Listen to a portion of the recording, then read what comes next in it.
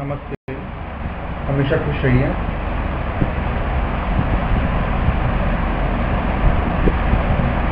I am JVN Dr. Vishal Saxena, Associate Professor in Mathematics in Jayoti Vidyapeeth Women's University, Jaipur.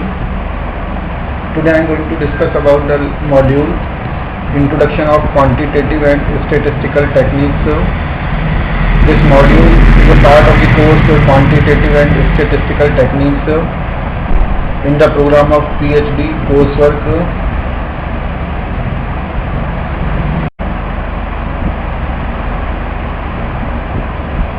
So first we see the definition of quantitative techniques and what are the applications of it. Quantitative techniques are needed to process the information needed for the effective planning, leading, organizing and controlling. Qualitative and quantitative methods are productive tools in solving various organizational problems. They are behavioral and mathematical techniques respectively that can provide a diversity of knowledge.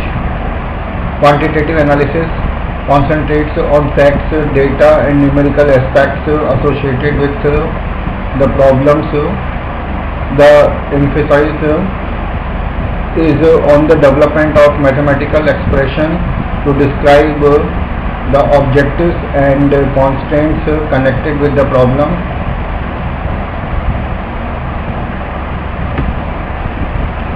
Thus the administrator's quantitative knowledge can help enhance the decision making process. In this approach, past data is used in determining decisions that would prove most valuable in the future. The use of past data in a systematic manner and constructing it into a suitable model for future use comprises a major part of scientific management. In case of non-availability of past data, where quantitative data is limited, qualitative factors play a major role in making decisions. Qualitative factors are important in situations like the introduction of breakthrough technologies. In today's complex and competitive global market and scenario, use of quantitative techniques with support of qualitative factors is paramount. Application of scientific management and analysis is more appropriate when there is not much of variation in problems due to external factors and where input values are steady. In such cases, a model can be developed to suit the problem, which helps us to take decisions faster. In today's complex and competitive global marketplace, use of quantitative techniques with support of qualitative factors is required and it is very necessary. Now next we see what is meaning of statistics. Statistics is a discipline and which concerns the collection, organization, analysis, interpretation and presentation of the data. In applying statistics to a scientific, industrial or social problems, it is conventional to begin with a statistical population or a statistical model to be studied. Populations can be diverse groups of people or objects such as all people living in a country or even atom composing a crystal. Statistics deals with every aspect of data, including the planning of data, collection in terms of design of surveys and experiments.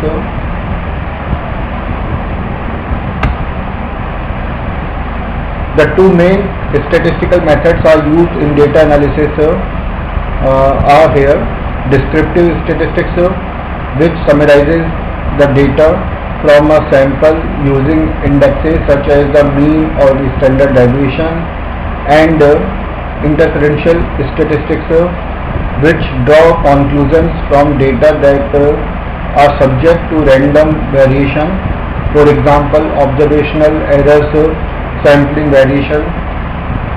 Descriptive statistics are most often concerned with two sets of properties of a distribution: sample or population.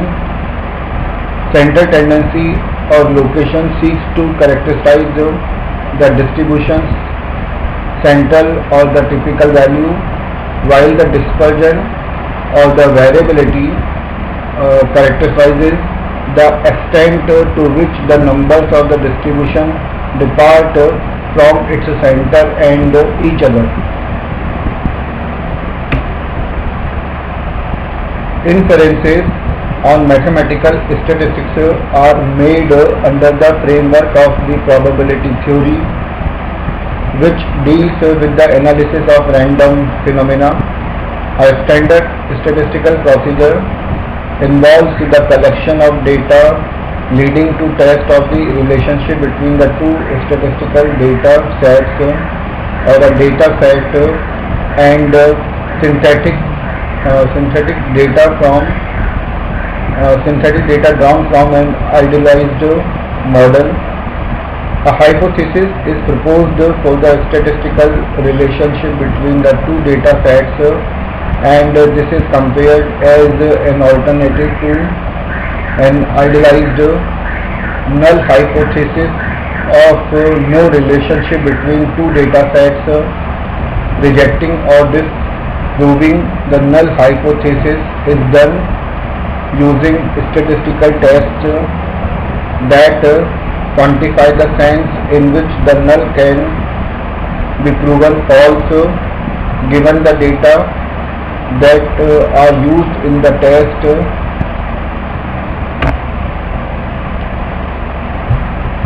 Working from a null hypothesis, two basic forms of error are recognized. Type 1 errors: null hypothesis is falsely rejected, giving a false positive. And the type 2 errors: the null hypothesis fails to be rejected and an actual relationship between the populations is missed, giving a false negative. Multiple problems have come to be associated with the framework, ranging from obtaining a sufficient sample size to specifying an adequate null hypothesis. This session is powered by Digital Version 2, Jayati Vidyapeeth Women's University. I hope all you are satisfied with my digital session. If you have any query, please mention in the comment box. I will resolve your doubts and problems. With this, I conclude my today's lecture. Thank you.